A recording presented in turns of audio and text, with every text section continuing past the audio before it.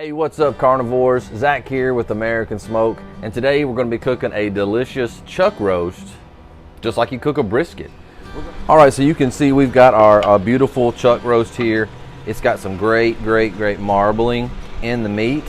What we're going to do is, first of all, I'm going to wrap it up.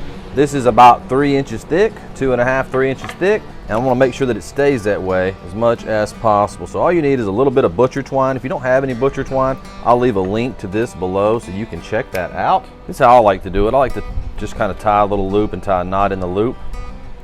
That makes it real easy to sort of cinch things up. Get that in there like that. You run it around, and then you sort of get a little bit of tension on it. You bunch it up slightly. Make sure you don't get it too tight. And then after that, all you got to do is just pull the string up underneath where it's connected to the meat, pull it through, cinch it up tight, and there you're good to go. So we're going to be taking about half a cup of this mayo here.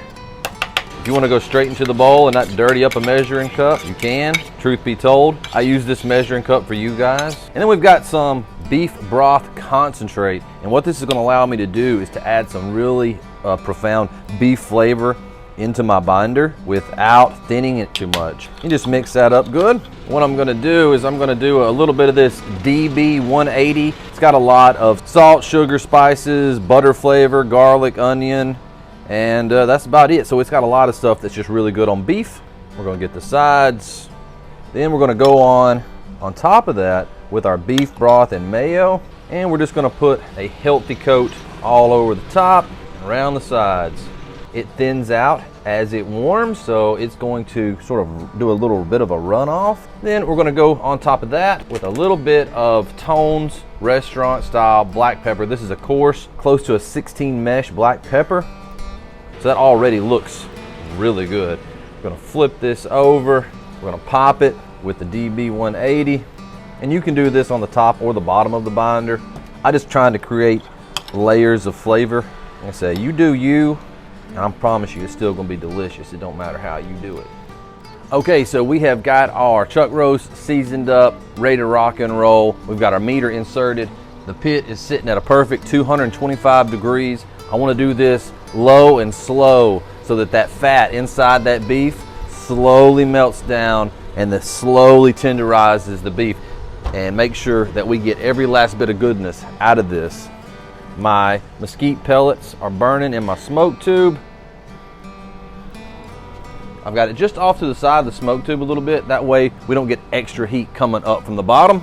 I've got my meter set to alert me when my chuck roast hits about 160 degrees. If y'all don't have a meter, I'll leave a link below. Y'all can check that out, look into it. It's an extremely useful tool without wires, great Wi-Fi connectivity. I have found it to be more reliable than my pit boss. Y'all can make that call however you like. It's in the smoke, so now all we gotta do is clean up this stinking mess and then rock and roll, baby. We'll see y'all in a little while. We come out here and spritz this thing. Okay, so we are out here at just over the 1 hour mark, so I just wanted to come out and check on it. Smoke holding steady at 225, and you can see that that mayo is melting away and just leaving a magnificent looking color and bark on this chuck roast. Dear God, that looks good.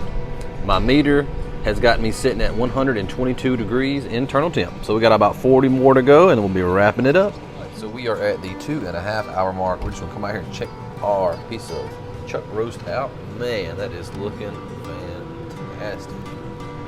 Jeez Louise, the color is really coming along. The meter has me at 146 degrees right now, so less than 20 to go. So we are at the 5 hour mark, almost on the dot. Our meter has let us know that the IT internal temp of the chuck roast has got to the 165 degree mark, which is right where we want to pull it and wrap it, because guess what? This baby is stalling big time. The temperature rise has slowed down like crazy. I've only gotten like 4 degrees since almost like 4 hour, 15-minute mark. So I was gonna try to let it go just a little bit longer, but you know what? It's getting closer and closer and closer to dinner time, and this thing is dinner. So we're gonna go ahead and get it out of the pit and onto the paper to wrap. Beautiful, beautiful, beautiful, beautiful, beautiful, beautiful. I've got some butter melted in the pit, smoked butter This is just some regular garlic spread for bread or steak. Full disclosure, I was out of regular butter at my house. I couldn't believe it. I went through the refrigerator like 4 times looking for butter.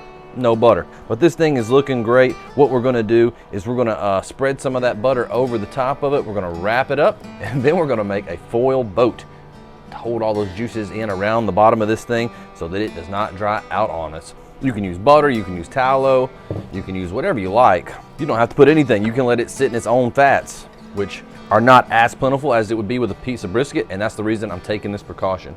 Gosh, this is gonna be so good.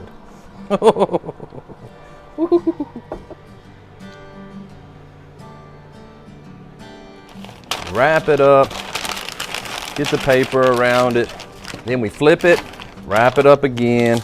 This way we have meat side in the butter, or the top side into the butter. We're gonna make a little bit of a foil boat here. Got heavy duty aluminum foil, just fold it up on all sides. Doesn't have to be pretty, it just has to work. And what I'm gonna do on top of that is I'm gonna take some more of my butter here, and I am going to just put some in and around the base of the boat. That way it seeps in around and keeps that brisket nice and moist. It keeps my chuck roast nice and moist. I keep calling it a brisket because you have to treat it so similar to a brisket. Let me know, have you ever used the full boat method? While you're doing that, go ahead and smash that like button for me and consider becoming a subscriber to my channel. I appreciate every one of my subscribers. If you do decide to become a subscriber, go ahead and hit the notification bell. That way you'll know when I put out more videos. Tell you what, I'm gonna give y'all a look at this foil boat so you kind of know what I'm talking about. I know for some people it might seem self-explanatory, but if you're new to all this, maybe not.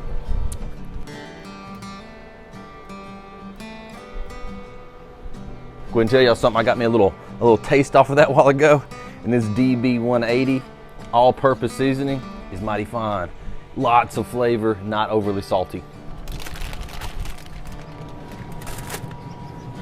I also wanted to mention that I noticed that my meter ambient reading was at about 208, and my meat probe from my pit boss that I leave just dangling in my pit was saying like 215. And I was wanting to cook at 225, so at about the 4-hour mark, I just went ahead and cranked it up to 250 degrees, and we're gonna finish out the cook at 250. Whatever works, never be afraid to improvise. That's always part of the plan. Part of the plan is always to improvise when needed, so make sure that you make that part of your plan. I promise you, it's gonna work out. All right, we'll see y'all here in a little while whenever we get ready to pull this thing off for a rest. So, the meter has alerted me, remove from heat. We are officially at 200 plus, 202 to be exact. We're gonna go ahead and pull it. I did take old Mean Green a moment ago, probe tender, felt like butter. In the spot that I went in, full disclosure, this is taking a little bit longer than I thought it was gonna take. So let's go ahead and get this thing out of here. We're gonna give this about 10-15 minutes to cool down, since it is a smaller cut, and it is gonna be much smaller than the 2-pound piece of meat that I put in there. I'm thinking this thing's gonna weigh about a pound and a quarter, something like that, maybe a pound and a half.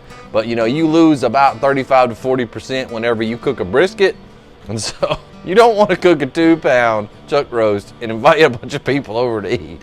That's for sure. The reason you replace the brisket with the chuck roast is because it's cheaper, and you don't have 15 pounds of meat to have to try to eat or figure out what to do or something like that. If you're just wanting brisket, and you're a family of 4, and 2 of the 4 are under 4. Like at my house, under 4. Did I just do that? Under 4? We'll see y'all in a little bit more than 4 minutes to check on this thing, get it out, and finally be able to see what the result was. So we'll see y'all in just a little bit. This thing took so much longer than I thought it was gonna take. I was expecting 7 hours. Welcome to hour 9. Hour 9. Been resting for about 20 minutes now. I ain't never cooked a 2-pound piece of meat this long in my entire life. I can't believe it took this long. But hey, that's barbecue, baby. It's the reason we always talk about cooking to temp, planning ahead, making sure everything's gonna be set up the way you want it. I was cooking this for this video. I wasn't really cooking for anybody, so I didn't worry about it that much. Here we are, 9 o'clock at night. Put this thing on at lunch. Let's go ahead, we'll get it out of the full boat and get it onto the cutting board and see what it do. Oh, it's still hot.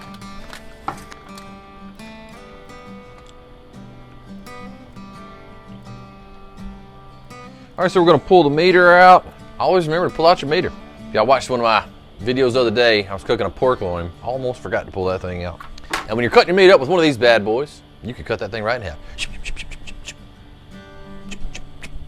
This thing took so long that I've got on a different shirt. I even took a shower. Once a week, whether I need it or not. Every week. My wife made sure of that. Here we go. We're gonna do a few slices into this thing to see how it turned out. You can see it's got a nice little jiggle to it. About a 1/4 inch slice, just like you would a brisket.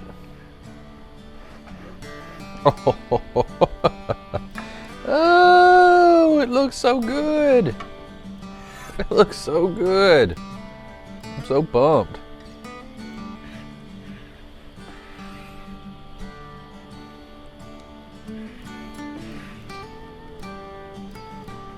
This is about to get eat up. Oh, once again, not brisket, but close enough. Still hot. Dear God, still hot. I probably should have let it rest for longer.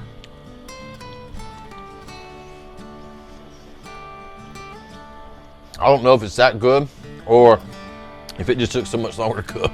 I'm starving to death. You can feed me a caterpillar right now. I'm like, I don't know. Get this little fatty piece right here. Double dip. Let's go. Definitely not brisket. The flavor of this chuck is a lot different than the flavor of a brisket.